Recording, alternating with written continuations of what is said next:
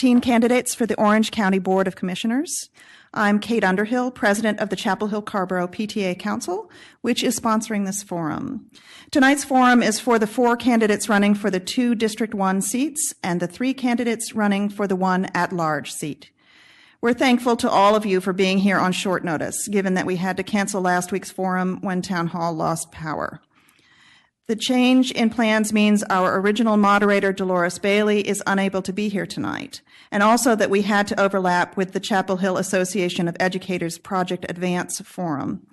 We appreciate the candidates trying to squeeze both events in before early voting starts this week, and are grateful that Town Hall was still available tonight to make it possible to hold and televise this forum. Thank you also to the community members who previously submitted questions online for tonight. Our questions are based on those submissions, and we will also select several questions submitted by audience members tonight to ask in the second half of the forum. We will post the video of tonight's broadcast online. Check the PTA Council website for a link to the video along with the printed materials given to our audience tonight, which include the questions and candidate statements. Because we have 7 candidates here tonight running for the District 1 and at-large seats, we have broken up questioning as follows. Each question will be directed to all 7 candidates who are grouped on the dais by the seat for which they are running. The first 2 candidates speaking, alternating by District 1 or at-large, will each have 75 seconds to respond, and the other 5 candidates will have 45 seconds each. Each candidate may also ask to extend 2 of their answers by 30 seconds. Additionally, we have several short answer questions. We may not get to all the questions we have planned, but we will have time to ask some questions submitted by the audience on the index cards we have handed out. We will be picking up your cards by 8:25 p.m. Thank you all, and let's begin. For our first short answer question, everyone will have 30 seconds to answer. How often in the past year have you been in any Chapel Hill school beyond a school your children go to, if applicable? Very briefly, what did you think of the programs and facilities? First to answer will be the candidates for the 2 District 1 seats. James Etta Bedford.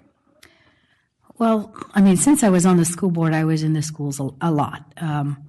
I would say, I don't know, 30 or 40 times during the year at least, being a SIT liaison, and generally for meetings and awards and musical productions. So the programming is excellent. But the facilities in the older schools are very, very bad. I was Glenwood's SIT liaison, and the pipes all broke this summer. It's falling apart. Thank you. Mark Dorison.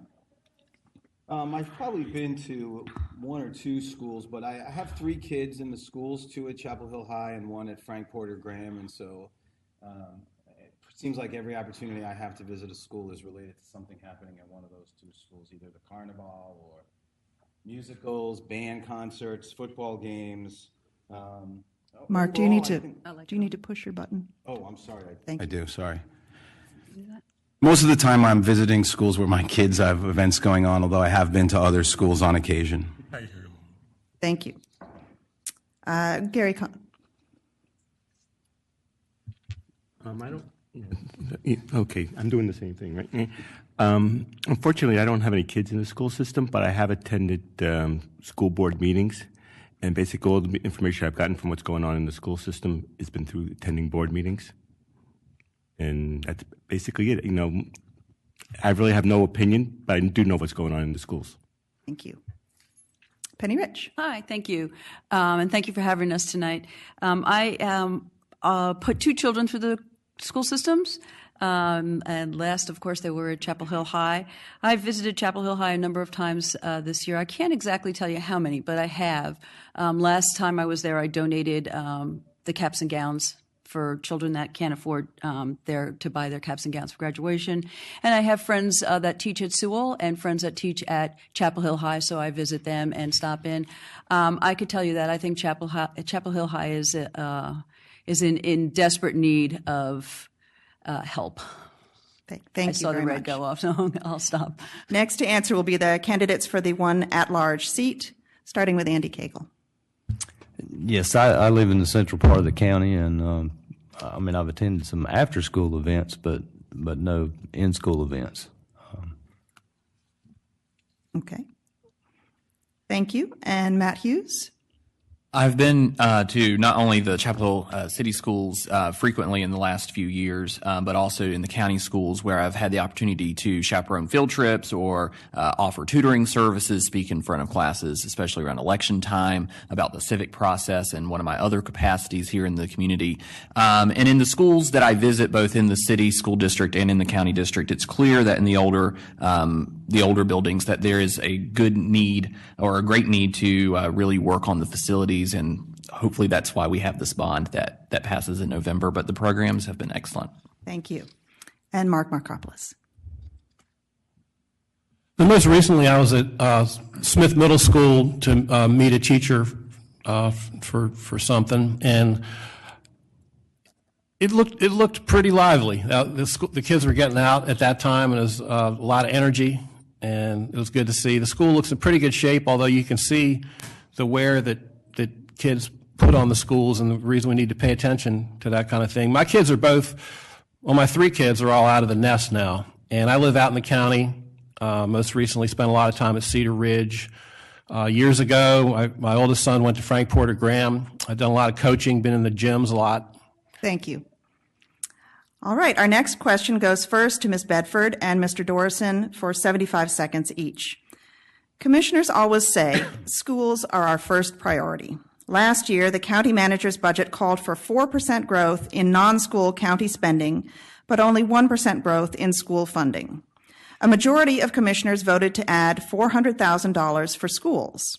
Current commissioners, how did you vote on that and why? And how does it reflect your keeping schools as the priority?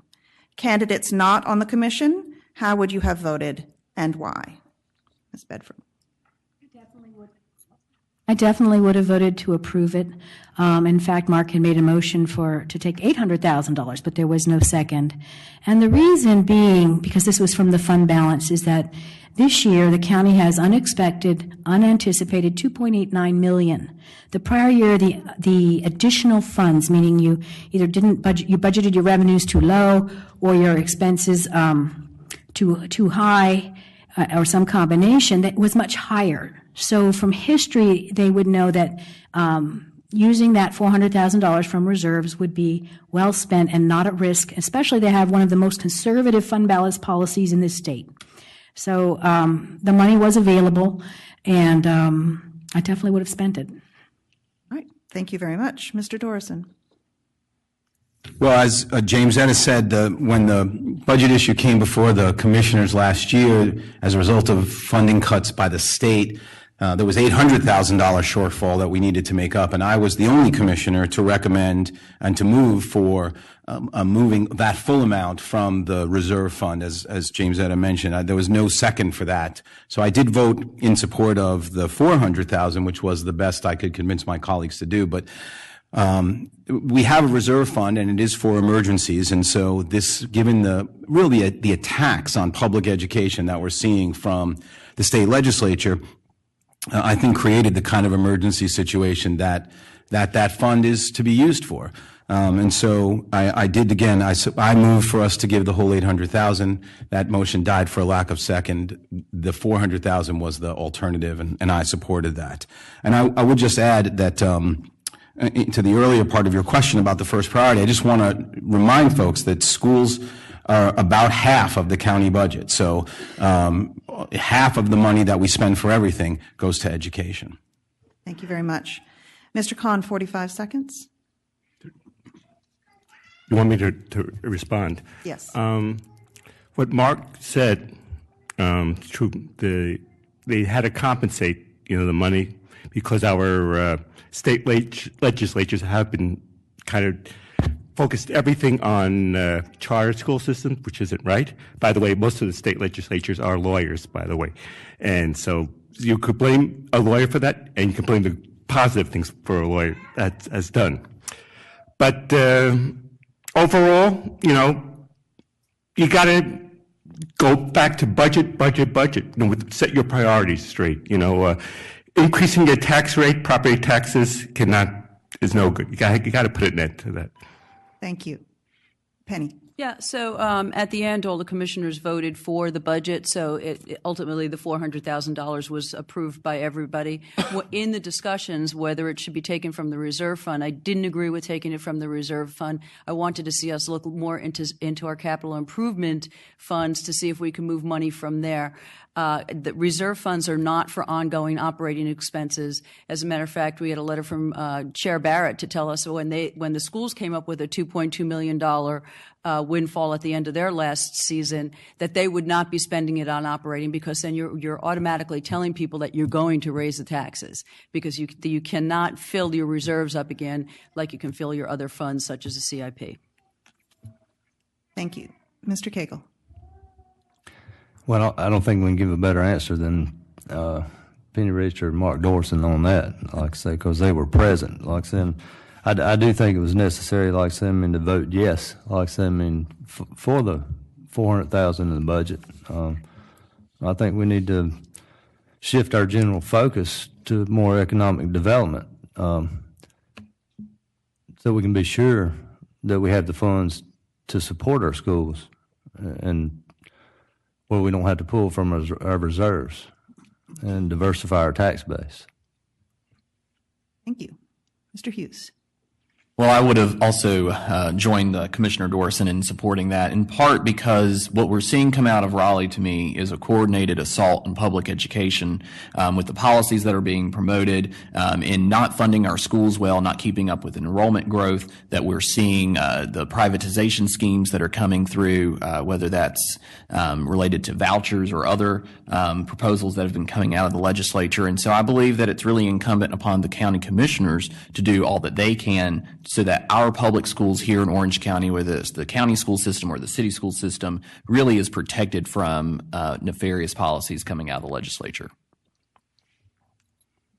I suspect that I would have supported it as well. I wasn't there, but I have been involved in the Moral Monday movement, partly inspired by their attacks on public education and their attempts to work for the forces of privatization. And I think this was a situation where dipping into that fund was appropriate. And we are in difficult times where we have to make some tough choices, because we have to meet the needs of the schools and we have to meet the needs of teacher pay and these infrastructure demands while we're under assault from these rogue legislators. Thank you. Our next question goes first to Mr. Cagle and Mr. Hughes for 75 seconds each. Matching a projected average 5% teacher raise from the state and the 4% needed to keep up with Wake County supplement increases will cost 4 cents on the tax rate this year. Given how much good schools matter to property values, what is the commissioner's responsibility when it comes to teacher salaries, and what ideas do you have for paying our teachers a competitive salary? Mr. Cagle. Well, I think it's necessary. Like I said, I guess I can just pick up where I left off. I think the responsibility of the commissioners, like I said, is to make sure that we have strategic economic development in place to provide the funds to support the salaries. The citizens, can't bear this burden on their own. And that should be our central focus, like I said, changing the image of Orange County to attract business so that we have the funds to give salaries a decent wage, and use a pay structure, like I say, where they can earn, like I say, step raises along the way, when they achieve different degrees as they go along. All right. Thank you. Mr. Hughes. Well, I believe that the county needs to collaborate with our districts to really find the sweet spot for both districts to be competitive with Wake County. Wake County did recently raise its teacher pay and is on track to raise teacher pay to meet the national average. And that puts us at a competitive disadvantage. Now, one of the ways Wake County did that was by raising property taxes, which your question alluded to.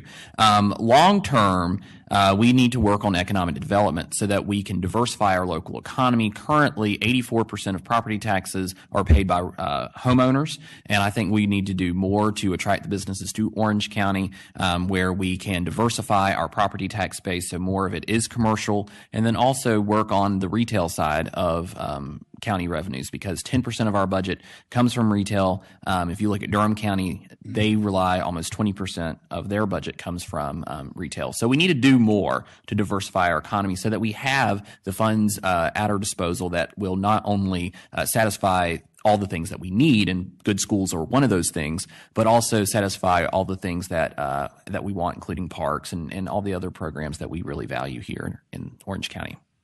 Thank you. Mr. Markopoulos, 45 seconds. So one of the interesting things about campaigning is that we're being asked what we would do about an issue that is currently in a certain situation when we wouldn't really be weighing in on it for another 9 months or so. So having said that, teacher salaries need to be addressed because it's just as important as the infrastructure. We cannot have teachers leaving our schools. We will not get them back. And they're not just going to Wake County, they're going out of state. I've talked to several, and it's heartbreaking. So we're going to have to figure out a way to do it. Early next year, we may be seeing some benefits of the economic development that is ongoing in Orange County, and we may be able to factor that in. I'm not sure where we get it from, but we're going to need to address it. Thank you. Ms. Bedford. It's always difficult in timing because the county has to set their budget generally before the state does, and then the schools wait and wait to see what they need to do. And yet teachers have to sign in March whether they're returning or not. So we have a really critical timing issue. For the first time ever this fall, there were 5 vacant elementary teacher positions that we could not fill. So there are 32 children in several fifth grade classes. So yes, I think we need to address this. One way is to abolish the 48.1% target, or I consider it a floor, and really examine and do long-range fiscal planning more than 1 year to look at all of our needs, prioritize needs from wants. What are we legally required to do? What should we also have, and what do we need to do? Oops. Thank you. Mr. Dorson.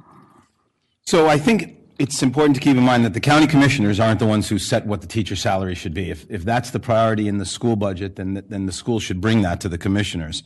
I also think it's important to keep in mind that this challenge is not one that's just Orange County against Wake County or Durham. It's statewide, and also to keep in mind that Orange County still funds the schools at the highest rate of any district. Any county in the state. And so if it's a question of what the priorities should be, I think that's where working more closely between the boards and the commissioners earlier in the budget process is more critical.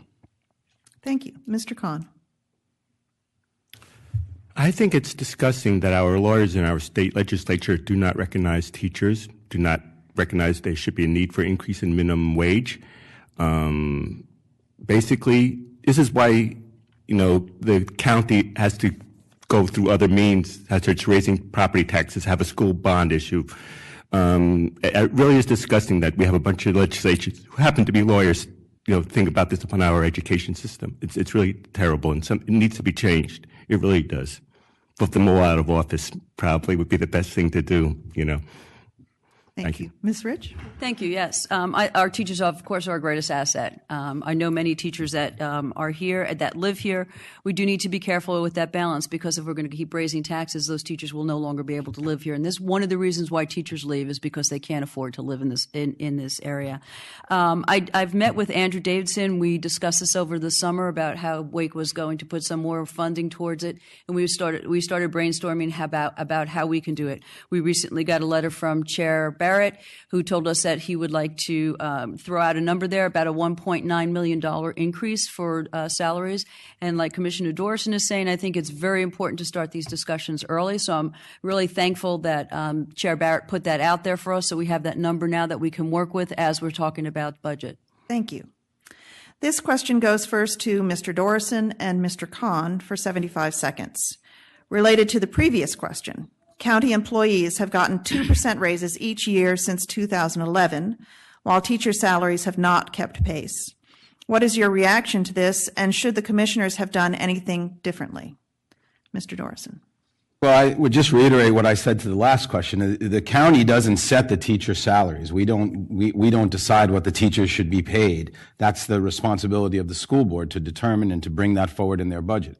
We do have to decide what the county employees that we directly employ are paid, and so that may be one reason why there's this distinction. I think that, again, I think how we prioritize the balance between the responsibilities of the different elected bodies is critical to keep in mind. And I do think one of the challenges, and I skipped ahead and read some of the questions ahead, but about a public meeting. I mean, one of the challenges is I don't think that the three boards, the two school boards and the commissioners, communicate effectively. I think it's all focused around budget. It's all sort of backloaded at the very end of the fiscal year. And at that point, it's sort of everybody's sort of got a set position, and we're sort of jockeying for growth or movement in between those positions. I think that's. I've just been appointed vice chair. As a result, I'm now sitting on the collaboration meetings, which are the chairs of the three boards, and I think that's a real opportunity to push that communication. Thank you, Mr. Kahn. Again, I want to reiterate about the how disgusting it is that our state legislature, which is composed of lawyers, has no respect for the teachers, and I'm glad that we have one here who's willing to compensate for those idiots lawyers who want to destroy our school system. But it has to go back again to budget. We got to find the money and without raising property taxes, and I'm a very strong advocate on that. Thank you. Ms. Rich, 45 seconds. Yeah, thank you. I just want to repeat what Commissioner Dorson said. We don't set salaries for teachers. That's up to the school board. We do set salaries for our employees. We have 900 employees, and it's a big responsibility, and we take it very seriously. Something that I've done, I guess, over the past couple of months is I'm reaching out individually to each of the school board members, both on the Chapel Hill School Board and Orange County, and having meetings to have these discussions a little bit more informal, because I think, as Commissioner Dorson says, by the time we get to budget season, it's already tense. We already know that we're up against that wall of whether we want to raise taxes or not, whether we can afford.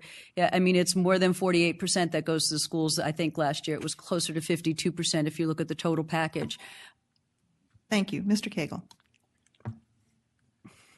Well, I believe they made it clear that, it's not the responsibility of the commissioners to request those raises for the teachers. It's the responsibility of the commissioners, to create an image, like I say, that will attract business to supply funds when that request comes from the school board administration, so we can complement the request for raises. If they hadn't got a raise, like I say, I would potentially say that it's the fault of the school board, like I said, for not requesting it. I'm sure we could have looked into the budget, like I say, and found some way to achieve the raises for those teachers. Thank you. Mr. Hughes. Well, I think going back to Wake County, the way they were able to achieve those raises was a close collaboration between the school district and the Board of County Commissioners. Now, they had some interesting dynamics there where there was an antagonistic relationship between both of those bodies, and those new members wanted to turn the corner on that. But I think when it comes down to budgeting and setting some community values and some community goals in that budgetary process, one of the things that the commissioners and the school board should look at, especially when you're looking at it from a teacher retention standpoint, is how can we compensate our teachers so that they can stay in our districts? So I think it comes down to collaboration, and really starting the budget process in that vein a little earlier. Thank you. Mr. Markopoulos. I don't really know why the 2% raise was given. I assume it was justified for the county workers. It's hard to pit one group of people against another. But what I have learned, I've been really curious about the tensions that exist over budgeting, which is the main interaction between the county and the school boards. And in talking to school board members and commissioners, it's pretty clear to me that we need a better process. Having everyone in a room for a large joint meeting is more symbolic than effective. And we're going to need to figure out ways to have smaller meetings, more communication, so that everyone understands the other's positions, because the commissioners have a whole different set of responsibilities in terms of meeting the budget across the entire county. Thank you. Ms. Bedford. Over 85% of the school's budget is for personnel. That's for teachers, TAs.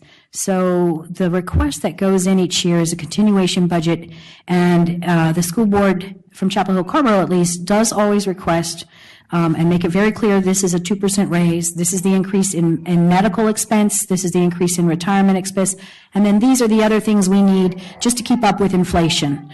I think what the commissioners can do is give direction to the manager right now that the manager is going to bring a budget and that we would like to see teacher raises included, which means more funding for the schools. That's enough. Okay, thank you. Everyone will have 30 seconds for the next question, so we'll go in reverse order. How many school board meetings have you attended in the past year? Starting with Mr. Markopoulos. I haven't attended any. Mr. Hughes? Between both school districts, I've probably attended about one a quarter. Mr. Cagle? 1. Thank you. Ms. Rich? 4. Mr. Kahn? I've attended about 6. Thank you. Mr. Dorson? 3 or 4. Thank you. Ms. Bedford? All of them except I missed October 15th because that's a tax deadline. Thank you. Okay, the next question. We'll go first to Mr. Hughes and Mr. Markopoulos for 75 seconds. Teacher turnover in our schools is at an unsustainable rate, 18.5% at last report. Do you think this is a problem? And if so, what ideas do you have for helping the school boards solve that problem? Mr. Hughes.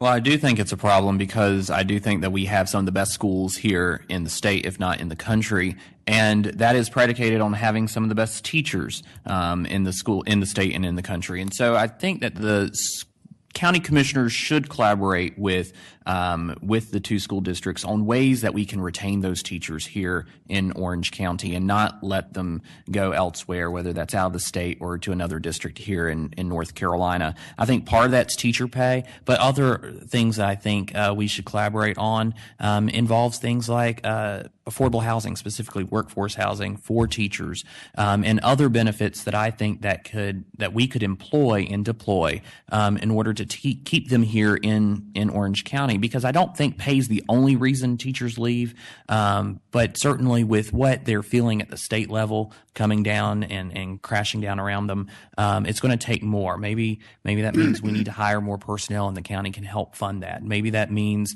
of course, the higher teacher pay, but any strategies, and we need the districts to really let us know, the commissioners, what it is that they need that we think or they think can help us retain those teachers. Thank you. Mr. Markopoulos. Well, the teachers that I've talked to have communicated pretty clear to me that it is financial. Mark, you need to put your mic on.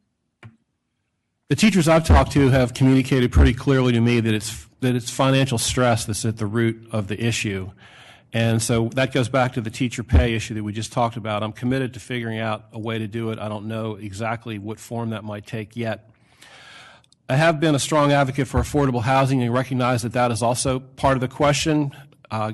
Providing housing that's affordable and closer to the schools gives people time, saves them money, and connects them to the community. And that's a really important part of the puzzle. Thank you. Ms. Bedford, 45 seconds. 18.5% is certainly unsustainable. All the professional development that you do is lost. In the good years, turnover was around 8%. When I first started on the board 12 years ago, it was more closer to 14. So what we need to do, and it was my idea, is to start and recreate the Teaching Fellows program within our county for both school districts, and that's the next question, so we can talk more about it. We could do some workforce housing at Lincoln Center with the bond proceeds. But mostly we also have to increase respect for the profession because they have just suffered a tremendous onslaught from the General Assembly. The other thing is the General Assembly took away pay for master's degree, and that's something that the district could do if they had more money from the county. Thank you. Mr. Dorson. So teacher turnover is not just an issue here, it's an issue statewide. It is a result of the attacks by the General Assembly. I mean, people are leaving the profession, it's disrespected. But it's not just pay, it's also, there's a teacher working conditions survey that comes out every year. And there are lots of teachers that I've talked to in this district who don't feel supported, who feel disrespected internally by administration. And so there's more to it than just salary for us to consider. I mean, I work with advocates in schools across the state, and I can tell you 18.5, lots of them would be happy to have that. In Halifax County, they have turnover over 35%. They have whole schools of TFA teachers. So they have turnover every 2 years. So it's a multifaceted problem, and it exists broader than just our county. Thank you. Mr. Khan. It is really a shame that our state legislature, which is, again, composed mostly of lawyers, I don't even think that's true. That is true. Believe it or not, as a matter of fact, our mayor of Chapel Hill, Mr. Khan, is also a lawyer, and Thank our you. current Hill-Carrboro mayor is a lawyer. So don't tell me about that lawyers control government. They do. And a lot of problems are you base upon lawyers. There are good ones and there are bad ones. Basically, if you're not a lawyer and you're running for office, the general public thinks that the guy who's not a lawyer, I vote for. We have too many lawyers running the country, and that's a problem today. Thank you, Mr. Khan. If we could stick to the subject of okay. the question at hand. Again, the state legislature is terrible. They haven't really been paying attention to the teachers, and which I said were composed mostly of lawyers, conservative lawyers. Thank you. Okay. Thank you, Ms. Rich. Yeah, so I have reached out to some teachers, and once again, I'm going to just sort of be a little bit repetitive here. I think that our teachers are being asked to do more and more, and they don't feel that they're being supported. So it is the money, but it's also what they're being asked to do. I know there was some sort of badge system that teachers are on now that they get stickers when they do well. I mean, that's just infuriating especially to grown women. And I think it is an attack on women because most of our teachers, 85% of our teachers are women. And it's just another way to keep women down. You don't pay them and you make them feel like crap at their job. So, I mean, I think that it's really, overall, if we can help, we have to look at it holistically. We can't rely on teachers buying supplies for classrooms. I saw a teacher in a thrift shop. She was buying pants for one of her students. Thank you. Mr. Cagle. Well, just before I came here tonight for the forum, I attended a public forum with the Chapel Hill-Carrboro Association of Educators, and they were discussing Project Engage, the Wake County model. That's seemed to really work well, like I say, in creating a structure to fund teachers to the point that they would be willing to stay. But there's other things we can do as well, like I say, and this goes into another area of zoning. I guess we'll save that one for next time. We'll save that one for next time. This question will go first to Mr. Khan and Ms. Rich for 75 seconds. Board members have suggested creating the district's own version of a Teacher Fellows program, paying for fellows to attend college in exchange for a commitment to teach in the county after graduation, and creating teacher housing co-located with the school renovation projects going on. This could help with teacher recruitment and retention in an expensive district in which to live, but these ideas would both require county funding. Would you support additional funding for these, such as an interest-free loan? Why or why not? Mr. Khan. I would, as long as it doesn't affect increasing property taxes to help pay for this stuff. Again, it's a budget matter. Hopefully we have the money to do something like that without increasing taxes or any additional fees. on that. I support it if those other steps won't be taken. All right. Thank you. Ms. Rich. Yeah, I think this is a great idea. I'd like to see more ideas like this come to the table so that we can all discuss them and early as opposed to later. As you know, the budget goes in as June, as James Etta says. We start our next budget in July. So we're already 6, 7, 8 months into our budget, and everybody's moving on it. So it would be hard to implement this now. But when I'm going to go back to when I met with Andrew Davidson, we were trying to come up with just brainstorming what we could do. And of course, one of them was housing. It's very, very important to make sure that our teachers can afford to live here. Interest-free loans, I think that we could probably look to self-help and ask them for some assistance with this. And I don't see why we would leave UNC out of the picture. We know that they're helping now with Northside. They gave them a very low loan for a $3 million loan to help with the homes. I don't see why we wouldn't encourage UNC to help us out with something like this program as well. And I keep thinking about, I know I'm going to age myself here, but I think about Northern Exposure, how you were a doctor and you got your doctor, you were paid for, and then you wound up in the wilds of Alaska. So let's hope that we don't send any of our teachers there, but I love the idea. Thank you. Mr. Cagle, 45 seconds. Yeah, I mean, I would be interested, in supporting, interest-free loans. But Penny said something like, say, we need to make things more affordable, like, say, for teachers and the general working class across the board. And a lot of that falls in zoning, like saying, which restricts the size of lots. In certain areas of the county, the lots are so big, the parcels of land are so large that the price is so high that you can't afford to buy them. We need to work in those areas where smaller lots can be sold so they're more affordable for the teachers to buy. Thank you. Mr. Hughes. Well, I certainly would support funding both of these types of programs. I know the Teaching Fellows one, I wish I had 75 seconds. That actually has more nuance, and I'd love to have that conversation with Jim Zetta about what has been proposed in the past, because the Teaching Fellows program also had summer enrichment activities and other activities throughout the year that prepared them. But I think partnering with the UNC School of Education would be a great thing for us to do, in part because across North Carolina we're seeing enrollment decline at the schools of education. I think there's a few UNC system schools where their School of Education is actually going to close. They don't have enough enrollees. So anything that we can do, I met with James Barrett about the housing on school campuses. I think that would be a great idea, and maybe something we fund through the CIP process. Thank you. Mr. Markopoulos. I think it's a great idea. It could definitely be mutually beneficial and not cost us any money. We could figure out a way to make this work without costing any extra money. It would be mutually beneficial. Both sides would benefit from it. I'm a little skeptical of teachers being housed at the school site. I just feel like I might like to get away from work if I was one of the teachers.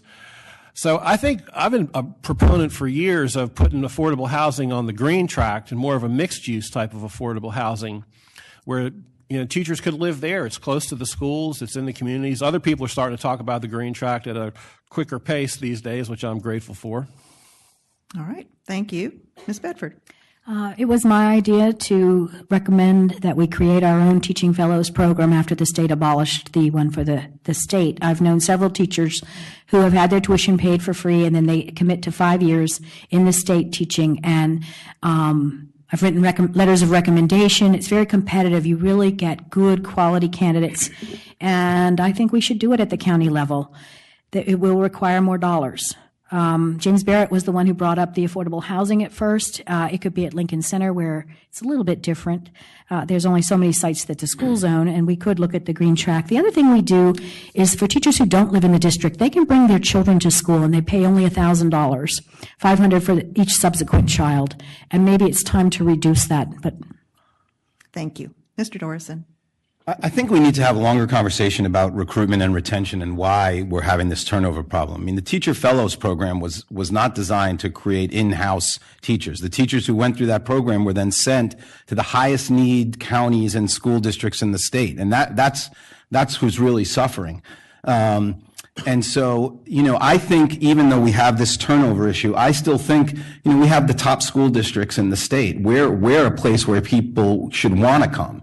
And we probably pull people away from other areas. And so, I think the idea of, having homegrown students who want to stay is a really great one. I'm not sure the teaching fellows model is really the right one, but I think we really need to first understand why are people leaving. And I think a lot of it has to do, again, with the state attacks and the devaluation of the profession. Thank you. Each candidate will have 75 seconds to answer this question, beginning with Mr. Markopoulos. Every year, parents feel obliged to come out and beg the commissioners to do the right thing and fund the schools. It feels like the same kabuki dance every year, and parents get tired of it, and commissioners always look bored hearing the string of parents at public comment.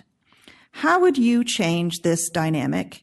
And what do you think is appropriate advocacy from parents and community members in regard to school funding before the commissioners? Well, I alluded to my desire to help forge a better process earlier, and I think that's where it starts. I mean, every citizen should have the right to come and speak at a public hearing. They should have every opportunity to voice their concerns. And as I said before, I think that the process that we have now is generating tension because there's not enough input allowed from the parents and teachers and people in the community, and we're trying to deal with the process through staff when we should be extending it out more to more smaller meetings between commissioners and school board members and PTA members and all the interested parties. I think it's just a matter of reshaping the process. Thank you. Ms. Bedford. This was a very strong statement. I think it is true that many on the PTA Council feel very much that it's a required to show up, that if they don't show up, the commissioners aren't going to fund the schools as much as they would like. The way to change this is to elect more former school board members to the county commissioners. We value education and we understand. The other way to do it is to have the school boards present their continuation budget and then all their wants, but the county commissioners need to know where's the cut point. How much money do you need before you have to start cutting people, before you have to start cutting programs? And that's the information that would help them. And it's still an estimate because you don't know what the state's going to do, but you can do scenarios. And the school board has that information. We share it in the joint board meeting somewhat, but it could be more specific. Thank you. Mr. Dorson. Well, I don't think you need to be a former school board member to be concerned about schools, and I think the commissioners have done a good job funding schools.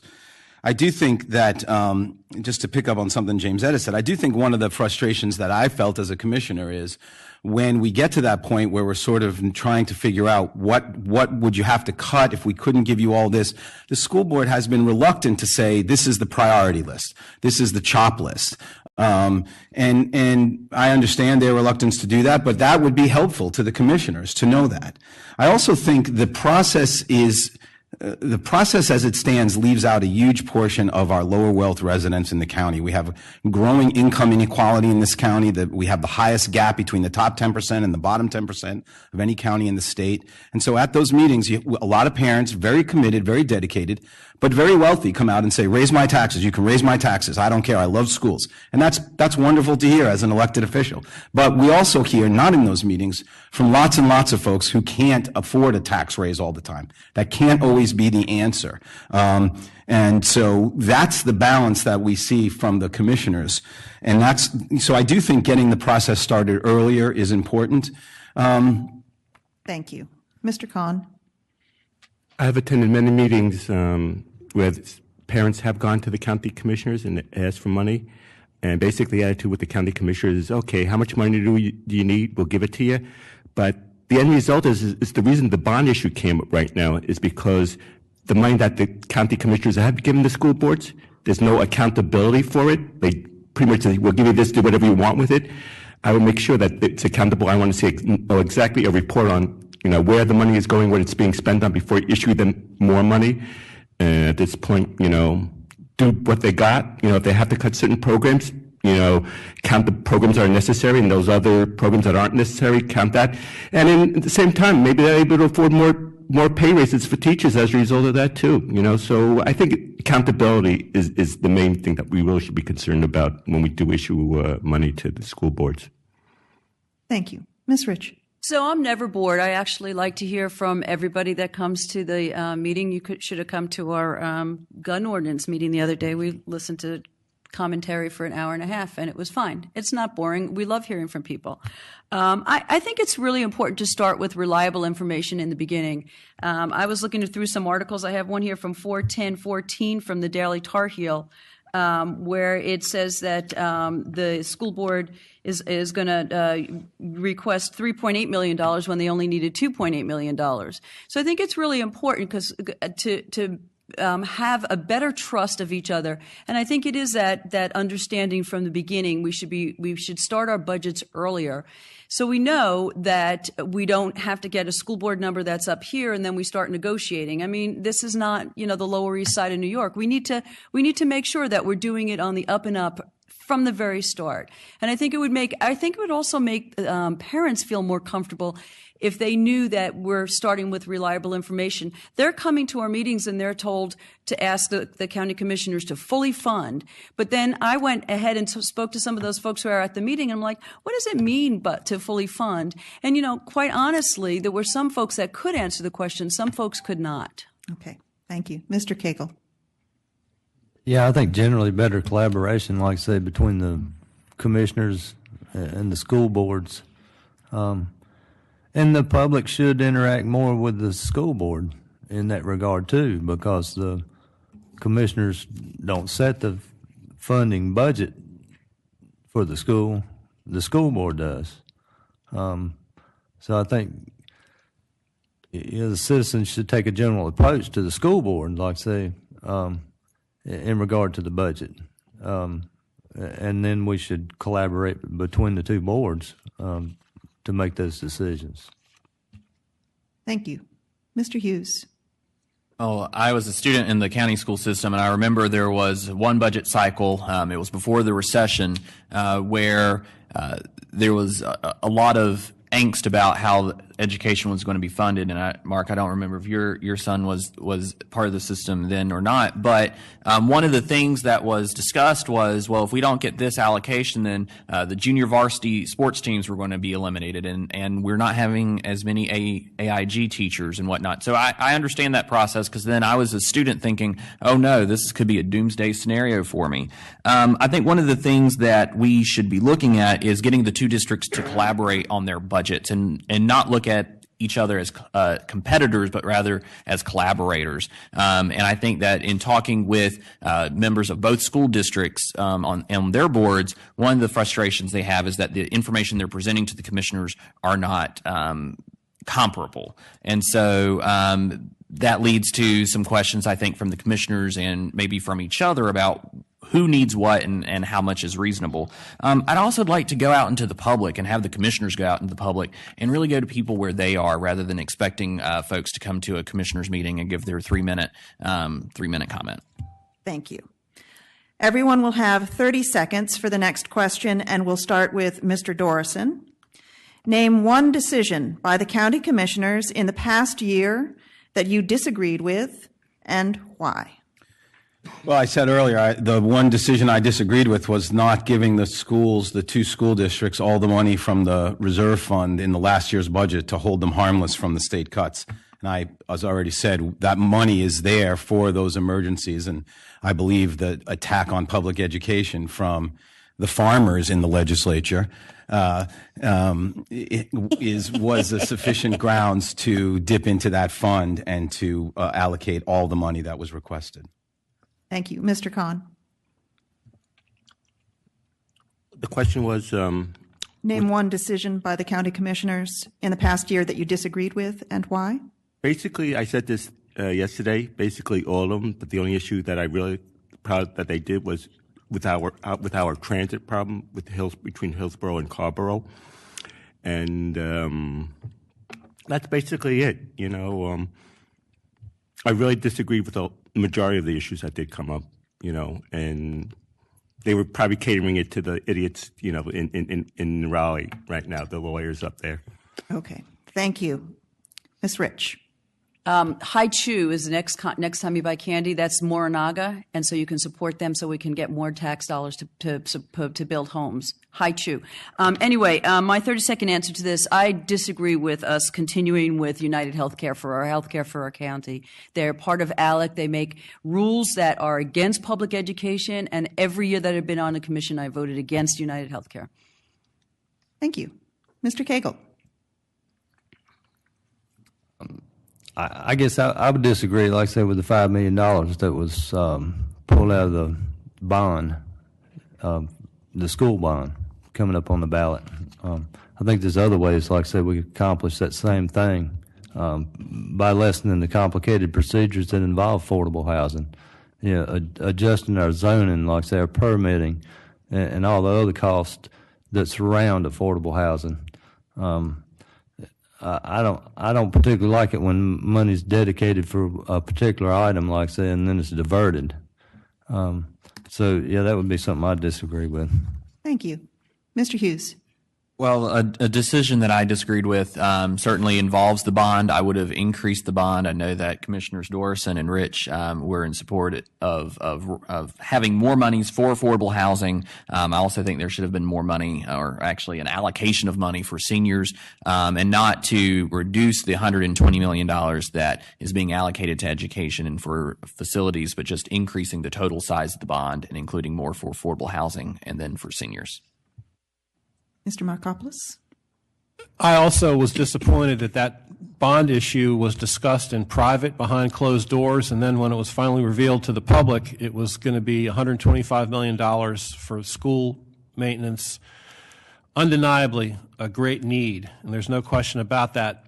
But every time we've had a bond issue, which isn't that often, the last one was in 2001, we've had affordable housing and senior money available, and sometimes parks and rec.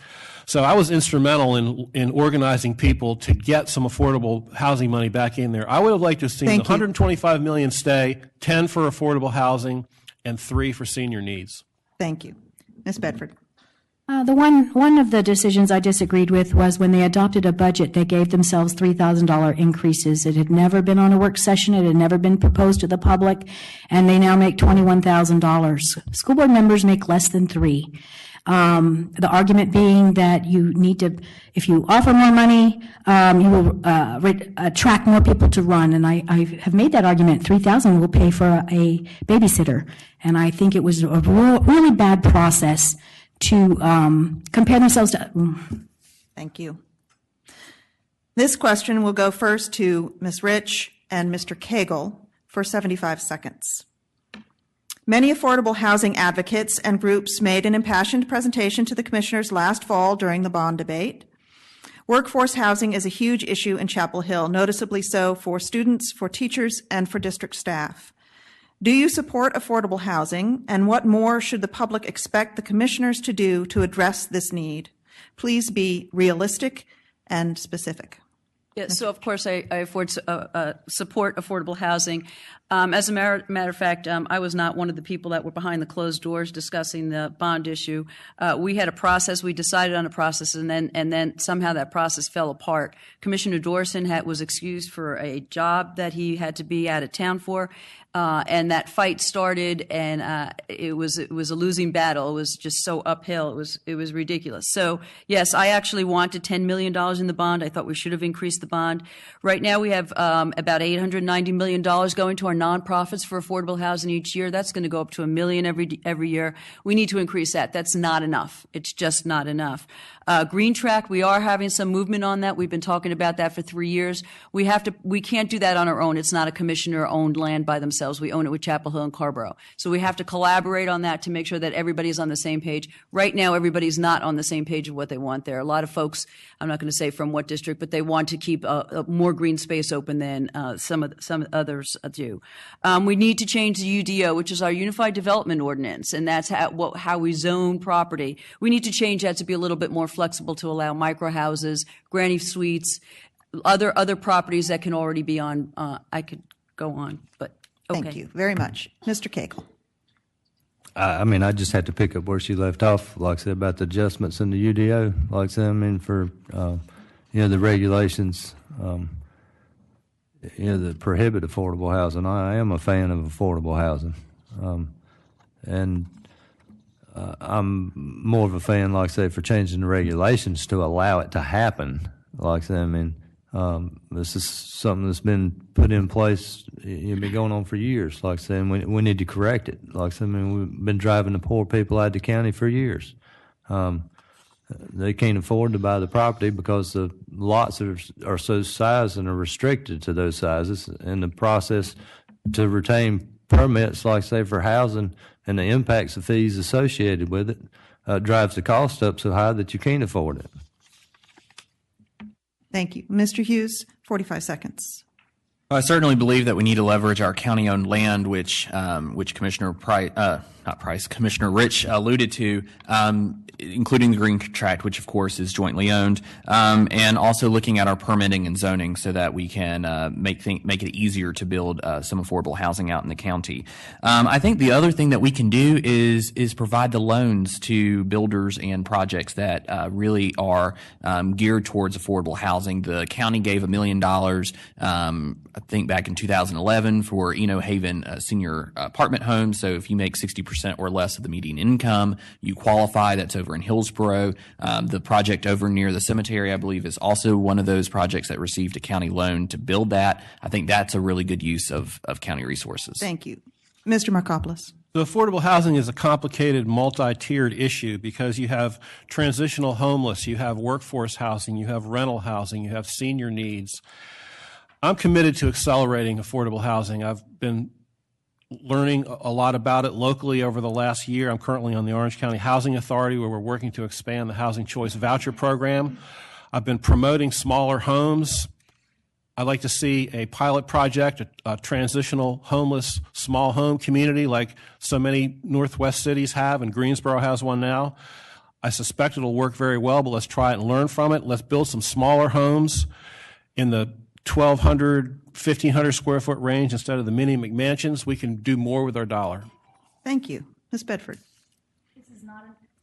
This is not an area of expertise for me, so I met with Bethany Cheney, a Carrboro alderperson, who this is what she does for a living. And she said you really have to partner with nonprofits. The county is partnering with DHIC, I don't know how you say it, with the town of Chapel Hill through low-interest loans to get those federal tax credits for the project over by the cemetery. So I think we need to do that. But the other piece besides capital is operating. Now that apartments aren't taking Section 8 coupons, people need actual dollars to pay their rent. And I think the operating budget needs to have a line item to help. And I don't know what that would look like. As I said, it's not an area of expertise, but I'm certainly supportive and willing to learn more. Thank you. Mr. Dorson. I've been a big supporter of affordable housing for a long time, and one of the things that we did, we got $5 million in the budget. In the bond referendum, we also had $1 million put in the CIP specifically for land purchases and land banking, because that's the kind of resource that the county can subsidize to provide housing, to work with nonprofits to provide housing for the hard-to-reach populations, the very low wealth, people with disabilities, low wealth seniors. We also just are undertaking an inventory of all the land that the county owns to look at which of it would be suitable for housing construction, and for that which wouldn't be, can it be sold and have that money put into development of other affordable housing. Thank you. Mr. Khan. I agree with everything that everybody at this table has said. We do need partnerships, but the thing that I've sat through Chapel Hill Town Council meetings, and this issue has come up a lot over the years. And the guideline should be, who are we building affordable housing for? Is it the poor, or is it the wealthy? In past years, it's been basically the people who could afford to live here were the wealthy.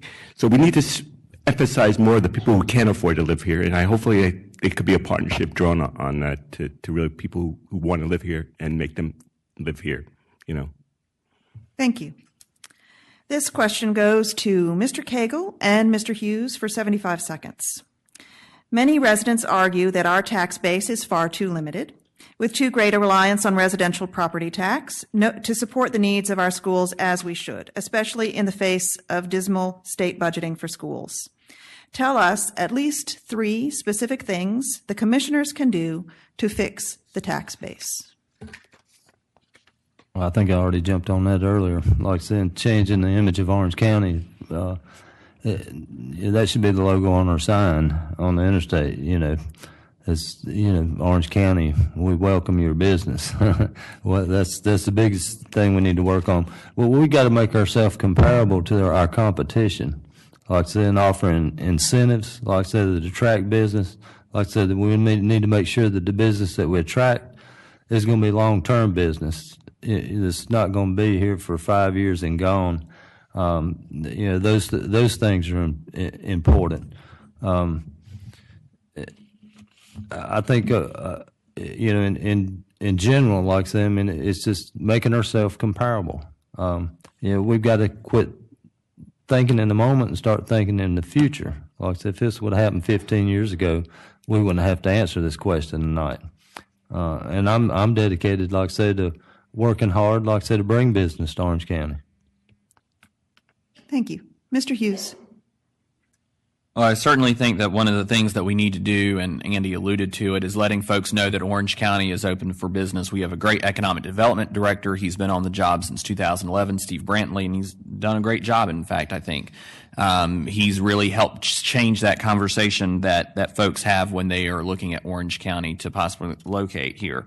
I think one of the things that we have to do is sell what our competitive advantages are as a community. Why is Orange County better than Alamance County or Chatham or Durham or Wake? And if I have friends watching, I love you, but what are we going to do to really sell ourselves compared to the competition? Also, infrastructure, that's beginning in our economic development districts. It's one of the ways that we were able to get more NAGA into the Buckhorn area, but really doing more and accelerating the infrastructure placement that needs to happen in those economic development districts. And then also the small business loans and grants. We have a great program of loans and grants that go to new and existing businesses that's paid for through Article 46 funds. The commissioners can add to that. It's a limited amount, but they can add to that. And I think that investing in our small and local businesses certainly stimulates our local economy. Thank you. Mr. Markopoulos, 45 seconds. So this is an issue that comes up every campaign, and the answers are generally the same. I want to talk about something specific that I want to work on, and I'm pretty excited about it because I went to the Agricultural Summit today, the County Agricultural Summit, and one of the main presentations was on industrial hemp.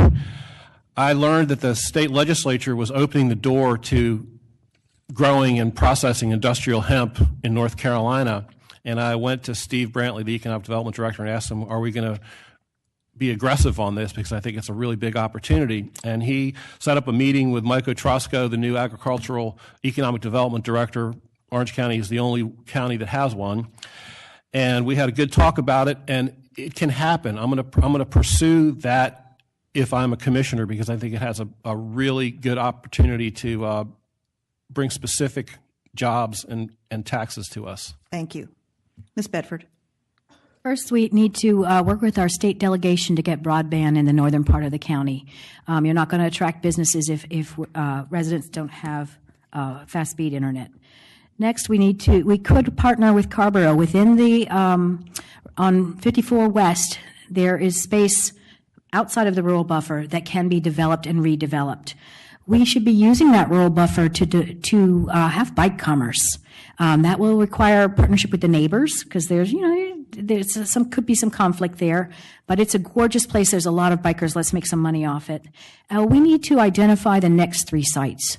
It took 25 years that these 3 sites have been identified, and it was only February 2nd that the commissioners funded phase 2 of the sewer. Thank you. Mr. Dorison. So, I think the 3 things are fully building out the industrial economic development zones and for the infrastructure, but also really, I think, changing the way we recruit businesses to do that. I think the idea of competing for property tax incentives is a losing proposition for Orange County compared to Alamance or Chatham. We'll always lose out. So we've got to do a better job of selling what's really important and special about Orange County, what brings so much residential growth here. And I think also really nurturing local businesses, but really targeting through the loan and grant program that Matt mentioned, targeting the businesses that we need that will provide jobs to our low-income residents, that will provide the services that they need, so we can really begin to comprehensively address some of the challenges with the income inequality. Thank you. Mr. Khan. I disagree with Mr. Dorison's expertise in saying getting rid of the tax incentives. We need those, but also at the same time show why they should come here along, combination of the two of them. Don't eliminate one. Keep them combination of the two of them. Economic development is very important. The fact that we don't have it is one of the reasons why residents pay more taxes, and it's a very important issue. And like I said, it's a combination of the tax incentives and the selling of the area. Thank you. Ms. Rich. So we've had many discussions with our state legislators about broadband. I also sit on the NACO Technology and Communications team in D.C., and I could tell you that we will not get broadband in Orange County, in rural Orange County, until it becomes a utility just like everything else. They will not allow it to be in there and lose money on it, and our General Assembly does not care. Three things. We have to continue to bring in clean economic development, such as Morinaga, big plants. We have Morinaga, we have the GE plant that that has over 500 workers. We also have Armacell. I'd like to focus a little bit more on our incubators. We have 142 enterprises at 5 incubators. I'd like to partner with the towns, make sure that we keep them here. And lastly, tourism. Tourism drops $182 million a year in Orange County. Thank you very much. This question will go first to Ms. Bedford and Mr. Dorison for 75 seconds. The green tract between the existing landfill and Homestead Road, which is jointly owned by the county and both towns, has been discussed as a great site for affordable housing. This is one of the 3 remaining designated school sites. Do you support ensuring that a school be built there as well as affordable housing? Why or why not? Yes, I do. It's been identified for many years, and for both. The school board met with Chapel Hill Town Council, I guess 3 springs ago, Hill-Carrboro Alderman 2 springs ago, to reiterate that we believe the green tract with affordable housing, having a school builds community. And it's a natural support. It's a natural community center for families. There are really, the only other site is for the middle school next to Morris Grove and to add on to Hill-Carrboro High School. So the schools, while with the bond, will be expanding the smaller schools and hopefully putting off the need for a new school, but that site needs to be protected. And Carolina North looks to be very long range if it ever happens. An elementary school's been dedicated there. So I think it would be a good location. Thank you. Mr. Dorison. Yeah, I think we should keep it on the list. I do think that the one of the goals with the bond, and one of the things I really encouraged the board to do when they were developing the plans for the bond, was to ensure that all the rehab, whenever possible, would include increased capacity, so that we could delay the need for building a new school. And the board, was very responsive to that. I think that the highest priority for the green track is the housing priority. And I think that's, I don't think we should delay that with the idea that all of it has to be built at once. I think that's really the most critical need that we have now. I think we keep the school site there as long as we can, but we do have 2 other sites which would not be appropriate for affordable housing. So I think that's a real a factor that we need to consider. And I think we need to do a better job really considering the need. I mean, I think we've got an affordable housing plan coming to us in the next month, and we're going to have a much better sense of the need. But I believe we have significantly underestimated the need for affordable housing. And what we are seeing instead is low wealth residents just being driven from the community. And so moving to Alamance or Durham. And we've seen that change. Again, the income gap widening, the racial diversity also decreasing. Thank you. Mr. Khan, 45 seconds. I'm not really well aware of this situation. If it's fine, great. If it's a great site, great. More, great idea. But what comes to mind while I was hearing this was with the Obie Creek decision, they were planning on putting a school on the Obie Creek site, which included affordable housing. And for some strange reason, the school board didn't want it. I don't know why, but they basically put their thumbs down on it. I'm glad that there is a think that they have their thumbs up on another project, even though they thumbs down on OB Creek. So it seems like a great idea, and if its site fits, great. I have no other comment. Thank you. Ms. Rich. So it looks like with the student average daily membership going down, we're probably not going to have to build, and with the bond and making more capacity, we're not going to have to build a school probably for 10 years. We just got the SAFO draft in our report for Tuesday night that we're looking at, and that's what the projections are, that for 10 years. But I agree, that doesn't mean we don't start building affordable housing. I'd like to see more than just affordable housing. I'd like to see workforce housing, and I'd also like to see some mixed use, because if you build a large amount of homes up there, you want to support folks. You don't want them to get in the car to have to go get coffee or go food shopping. So we have to make sure that we have a nice little balance there to not just make it a mecca for affordable housing, but make everybody feel like it's a neighborhood, and just we're not plopping homes down there. Thank you. Mr. Cagle. At this point, I'd had to be in disagreement, like I said, with building affordable housing on the green track. I've actually talked to a lot of citizens, like I said, that live in that area that do not favor this. So before I would make a decision in favor of it, like I said, I'd be prompted, to become more engaged, like I said, with that community and get their thoughts on it. Okay. Thank you. Mr. Hughes. I do support ensuring that a school will be built there in addition to affordable housing. I think that's vital, especially knowing that there's not that many school sites that are suitable in Chapel Hill-Carrboro. I also have to agree with what Commissioner Rich said, which is doing some more mixed use over there as well, in terms of retail, in terms of affordable housing, having a school site that's sited there, also affordable office space so that we can capture those businesses that may be tempted to go to Durham that are currently housed in one of our business incubators so that they can stay here in Orange County. So I really would like to see it almost probably be kind of like a village over there, and have a lot of mixed use in the green tracts. Thank you. Mr. Markopoulos. Well, given the student numbers, this is not a decision that needs to be made right now. I think we can have a placeholder for a school. It's 169 acres. I would like to see us move on affordable housing and not be hamstrung because we're trying to figure out everything we want to do on 169 acres there. We have time to make that decision 5 years from now, 6 years from now, when things are clear about our school needs.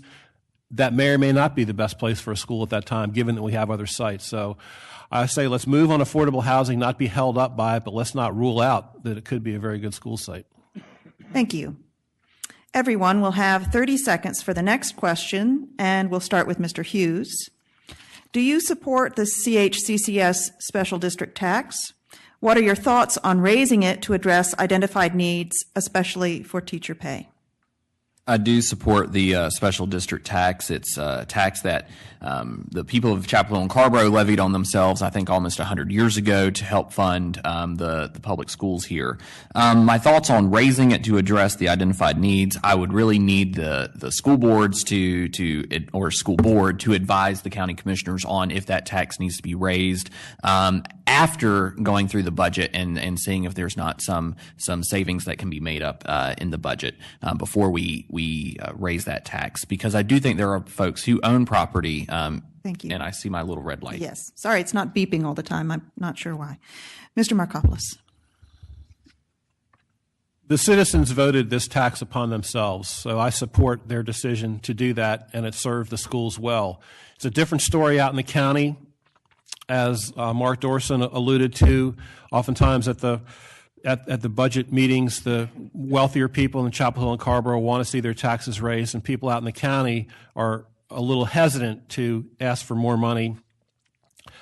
So I think we need to address this issue in another way rather than raising the taxes in Chapel Hill. It's already $1.60 or so per hundred versus the 90 cents or so that I pay. We don't want that disparity to grow. Thank you. Ms. Bedford. I do support the district tax. It's been in effect since 1909, but I would not use it to increase teacher pay. Both school districts have problems retaining and recruiting teachers. So that is an example where the county, through the ad valorem tax, needs to provide equity for both school districts. The past 23 years, when does a district tax go up? When you open a new school, because then you'd have to have equity within Chapel Hill-Carrboro schools and some. Thank you. Mr. Dorson. I'd like to exercise my extra 30 seconds for this question, if I could. Thank you. Since I feel like it's been Yes. directed towards me, particularly. So I have voted for the last 3 years for budgets that included the Chapel Hill School District tax. I have supported it. But the Chapel Hill School District tax brings about an extra $1,800 per student to the students in Chapel Hill compared to students in Orange County. And so there's a funding disparity there. And I don't want to support making that disparity any worse. I think the needs that schools have, as James Etta just said, are needs that both school districts have. And so the way to pay for those is by raising the ad valorem tax, which is distributed equally on a per pupil basis. The truth is that the county commissioners are the only elected body that's responsible for every school child in this county. And so I think it's critical that we don't do anything to widen the disparities between the districts. Thank you. Mr. Khan. I am not familiar with this particular, issue. I was listening to Mark Makopoulos explaining it to me, and I would like to read more into it before I have a judgment thing on it. But from what I've heard from Mark's description, I probably agree with him. Thank you. Ms. Rich. It's freezing in here.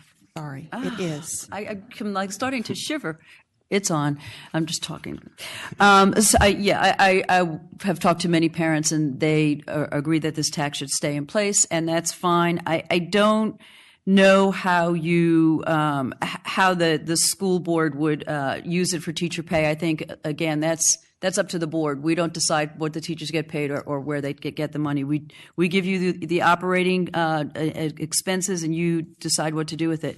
I would just be careful raising it, though. I think that we're seeing a little bit of stress among people as we keep raising taxes. So I would just be careful. Thank you. I'm sorry. Thank you. Mr. Cagle. I'll just echo Penny's words and move on. I said I'll echo Penny's words and move on. Okay. The next question goes to Mr. Hughes and Mr. Markopoulos for 75 seconds. The BOCC is responsible for funding the capital needs of the schools. Every year, the schools submit a 10-year plan to the BOCC, and the BOCC approves funding for the next fiscal year. But while that plan clearly delineates priority projects within the commissioner-allocated funding, as well as unfunded projects, the commissioners have not given the district enough funding to maintain its buildings since the recession. As the district has repeatedly noted, current funding is only sufficient to replace each school's roof every 20 years, with no money available for any other long-term needs. How would you ensure that there is sufficient funding to cover basic maintenance needs, since this is a shared responsibility and must be addressed? Mr. Hughes. Well, and I think this is one of the reasons why we have $300 million in maintenance needs between the two school districts, and our bond that we will vote on in November will only cover $120 million of that. One of the things that I would do is ensure that in our capital improvement process that schools are prioritized over other projects. Other candidates have mentioned some interesting ideas, such as maybe delaying the opening of a few parks or some of the things that aren't really needs. There are things that we want that do make and enhance make our community better and enhance our community. But the schools really, for the most part, is one of our biggest responsibilities as a community. And so I would like to see those projects move to the front of the line, so to speak, so that we do have the money to do that. I was at a school in 20 years, every 20 years, that's generous, because a few of the schools that I went to, I believe one of them was in the county, their roof is a patchwork of replacement. So the age of the entire roof is not even the same. So we need to take that responsibility more seriously and prioritize those projects moving forward. Thank you. Mr. Markopoulos. Well, in a nutshell, the reason we're in this situation is not any particular board's fault or any particular group of people's fault. It was a perfect storm. The recession hit at the same time that we were having an unprecedented growth in the number of students, and the school boards and the commissioners at that time mutually agreed on how to spend the money at that time, trying to look into the crystal ball and see when the money might become available for future repairs. I've been trying to get a handle on the priorities beyond the $120 million expenditure for the bond on school maintenance and expansion projects. And I asked both school systems a couple weeks ago if I could see the priority list of projects so I could begin, as a general contractor, I wanted to look at that and sort of come to my own conclusions about what would be most important. And frustratingly, I haven't been able to get that information. But I think in the end, it's going to come down to people of good faith sitting down at the table together with limited means and making some hard decisions and understanding why those decisions are being made so they can communicate it properly to the public. Thank you.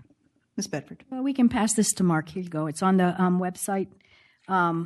It's on the front page, and it has the priorities. If I only knew. So that's good. In 2005, pay-as-you-go funding and maintenance was changed by the county to an arbitrary ratio. 60% of those funds go to the 2 school districts, 40% go to the county. It's arbitrary. The 2 school boards have been advocating since 2005, over 10 years, to have a process to look at square footage, the number of people who use the building, the age of the building, some actual real data to determine what the actual needs are for both schools and counties. So I think that's something that needs to happen.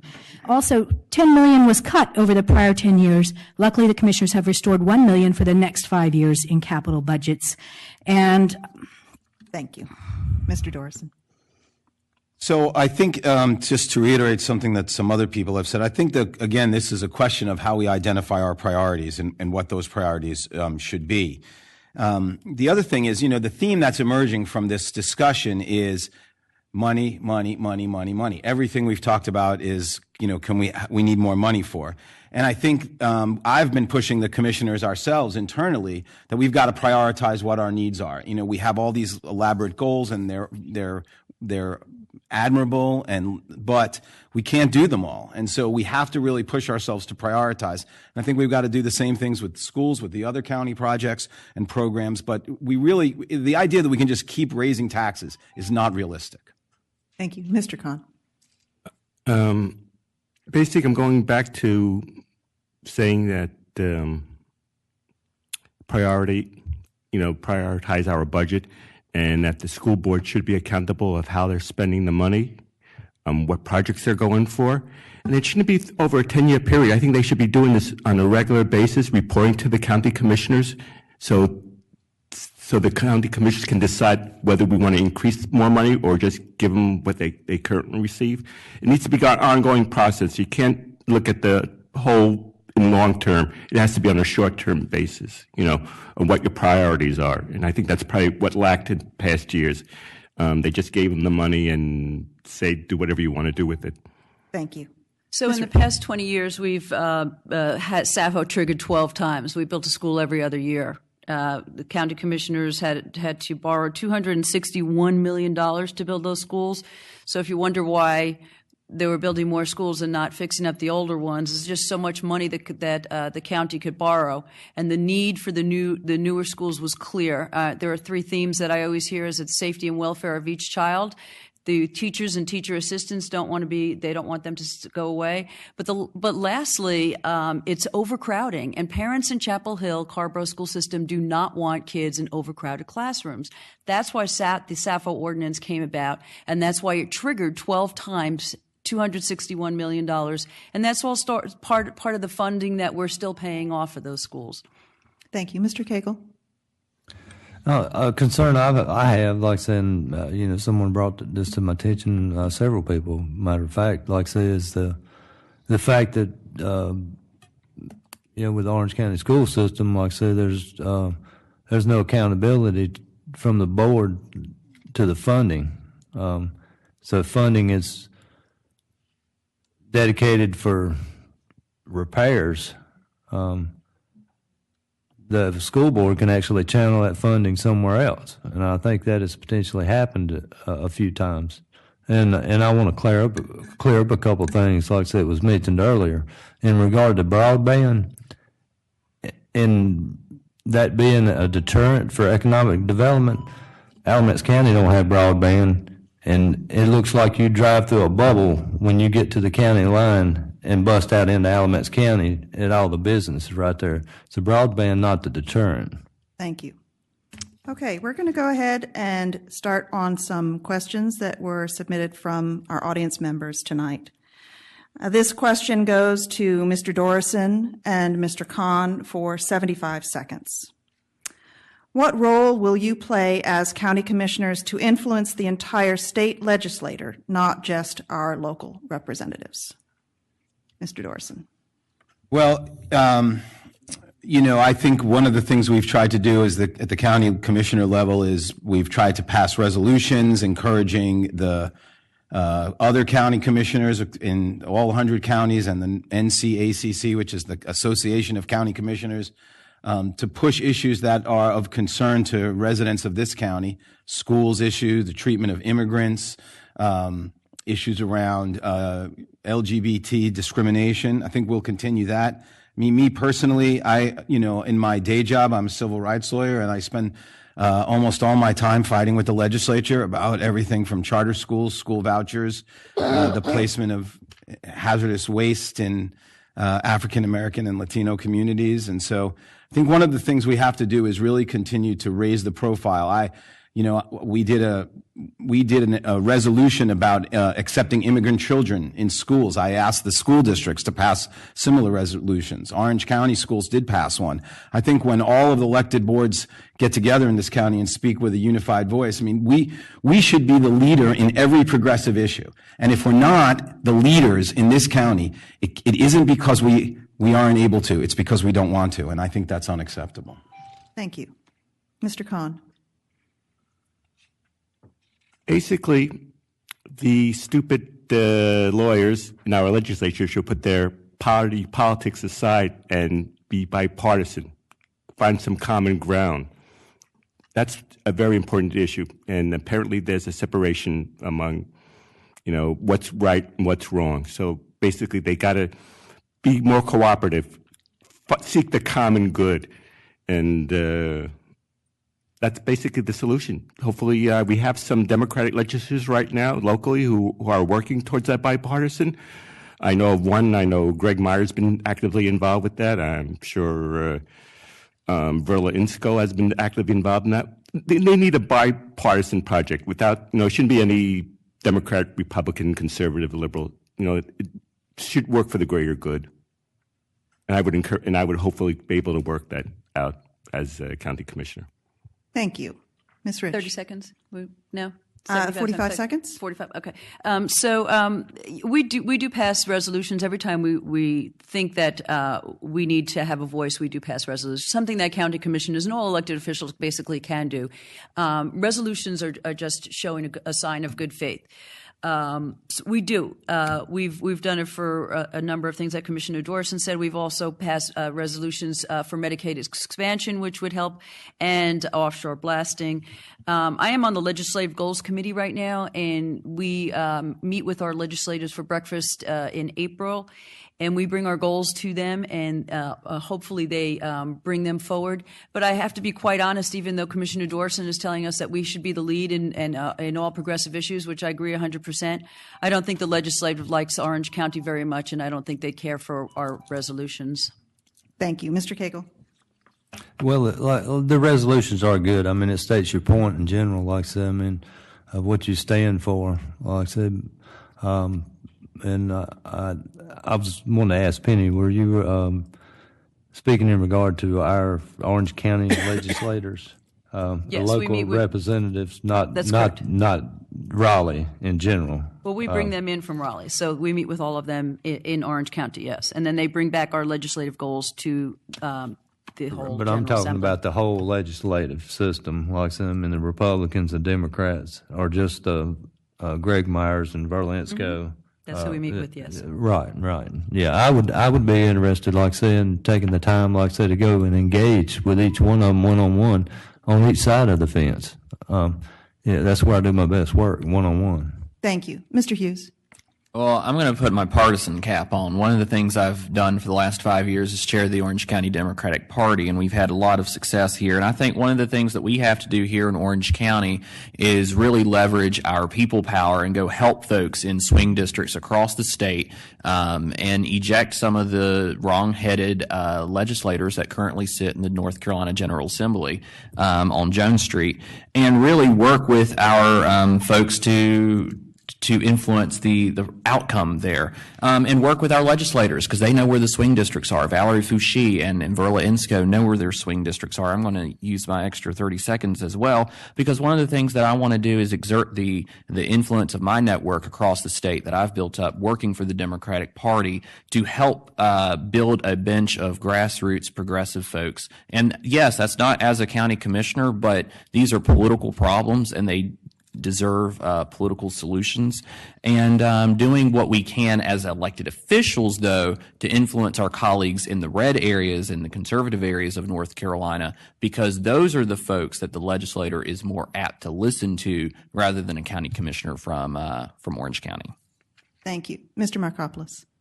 I've spent a substantial amount of time in the legislature lobbying on a variety of issues, from educational issues to alternative energy issues to the Medicaid and health issues. And it would take a really long time for us to talk to the legislatures to finally get them to do what we want to do. So to get right down to what needs to happen, we need a Democratic governor and we need a veto-proof majority, and we can then begin to turn the tide slowly around. That's the only thing I can see in the near term. I'm cautiously optimistic. I think people are getting it.